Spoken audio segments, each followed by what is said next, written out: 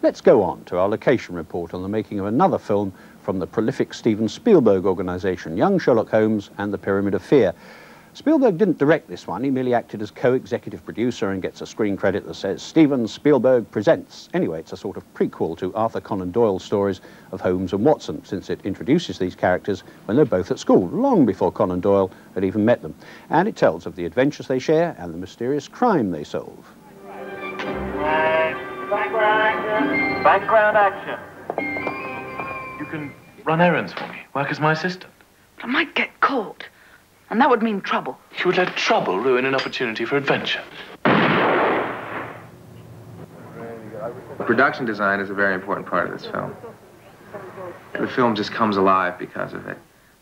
You're literally transported back to Victorian England. Having read the script, spoken to the director about his thoughts, then reach a point of when the thing is materialized in my mind, when the conception is sort of reached a point, I try and put something on paper.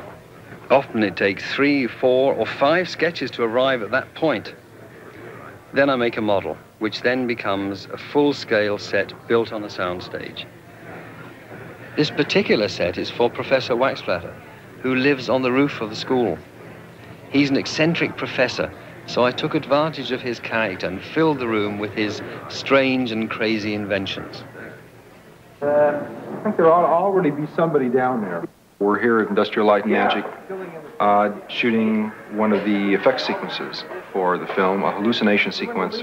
One of the most unique sequences we've done because it involves a priest seeing a stained glass window in a church shatter and fall down by him in the form of a stained glass man. We've come up with, after coming up with a lot of work on the design and talking to Barry, the director, about it, is come up with, or the solution we've come up with is to do it totally synthetic with sort of a computer-generated machine that we've got here at Lucasfilm, our Pixar machine. So we've spent quite a bit of time trying to make the shot fit in to the show the way the director wants it to.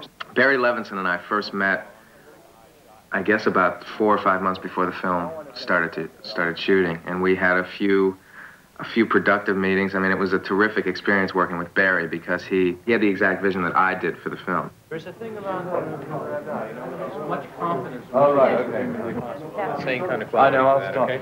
Barry, how long do you want me to go on for? The idea of taking the Sherlock Holmes character and moving him into a Victorian age as opposed to the Edwardian age. So you were able to use more of a Dickensian kind of background to it. We can use characters that are being a little more colorful than the characters that might come out of the Edwardian period. Speed. 473, take 1. A, B, and C, action, Bob.